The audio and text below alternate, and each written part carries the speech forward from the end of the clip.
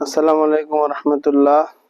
প্রিয় দর্শক, আজকে আপনাদের সামনে যে হাদিসটি নিয়ে এসেছি, রাসূলুল্লাহ সাল্লাল্লাহু আলাইহি সাল্লামের সাহাবী সাহাল ইবনে সাঈদ রাদিয়াল্লাহু তাআলা বর্ণনা করছেন। রাসূলুল্লাহ সাল্লাল্লাহু আলাইহি সাল্লাম বলেছেন যে আমার উম্মতের মাঝ থেকে কেউ যদি দুইটি জিনিসের বা দুইটি অঙ্গের জিম্মাদারিত্ব নেয়, তো আমি তার জন্য জান্নাতের জিম্মাদারিত্ব নিব।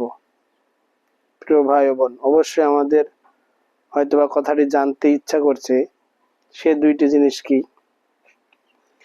আল্লাহ রাসূল সাল্লাল্লাহু আলাইহি সাল্লাম বলেছেন যে জিহ্বা এবং লজ্জা স্থান, এই দুইটার জিম্মাদারিত্ব যদি কেউ নেয়, তো আমি তার জান্নাতের জিম্মাদারিত্ব নিব।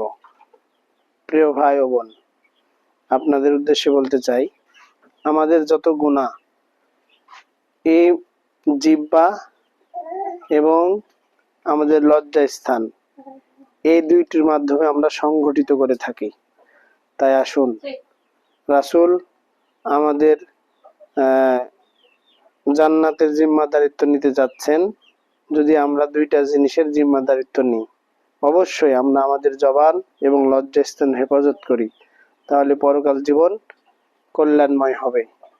প্রিয় ভাই ও বোন, যারা আমার এই ভিডিওটি দেখছেন, যদি কথাটি ভালো লাগে অবশ্যই একটা লাইক অথবা একটা কমেন্ট করে যাবেন, আর অবশ্যই রাসূলের এই হাদিসটা মানবেন। আল্লাহ রাব্বুল আলামিন আমাদেরকে কবুল করুন। আল্লাহুম্মা আমিন।